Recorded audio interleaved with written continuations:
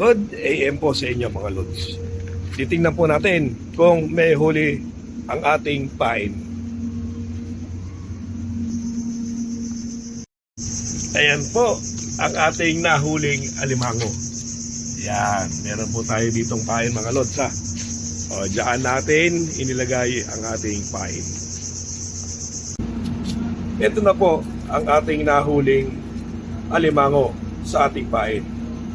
Makikita nyo at gumagalaw pa. Lagyan lang po natin yan ng konting tubig at asin. Ayan po. Sasalang na po natin at pakukuluan. So, ayan na siya mga lods. Patay na siya. Yun, gumagalaw pa. Good AM po sa inyo mga lods. Nakabili po tayo ng halaan. 40 pesos lang po ang lahat ng ito. Mahigit 1 kilo. Iluluto po natin ito ng may sabaw. Good PM po sa inyo mga lods. Nagluto po tayo ng paksiw na sari-saring isda. Meron din po tayong alimasag. Sausawan natin ng suka at patis. Kain po tayo. Good AM po sa inyo mga lods.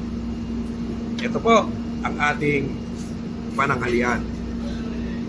Alimasag at paksiw na halo-halong isda. Dalagang bukid po yon. Tapos meron po tayong tamban, bisugo, meron din po tayo. Nabili lang po namin yan sa halagang 200 pesos. Mahigit 1 kilo po yon na sari-saring isda. Ang alimasag po dito 250 ang kilo. Buhay pa po. Kanina nung niluto po natin itong alimasag, ito po siya.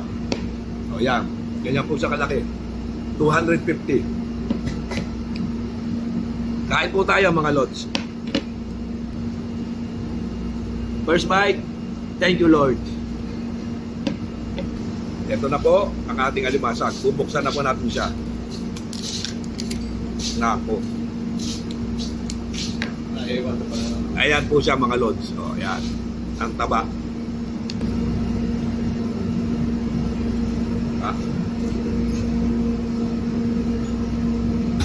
Sausawan natin ang suka at bawang.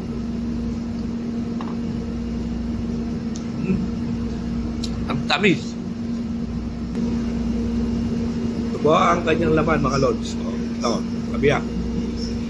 Sarap. Kahit allergy po tayo dito, kakain tayo.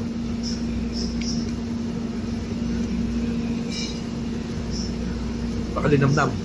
Sobra. Siksik na siksik yung laman mga lods. Ito na po. Last bite. Salamat po Panginoon. Busog na naman sa maghapon.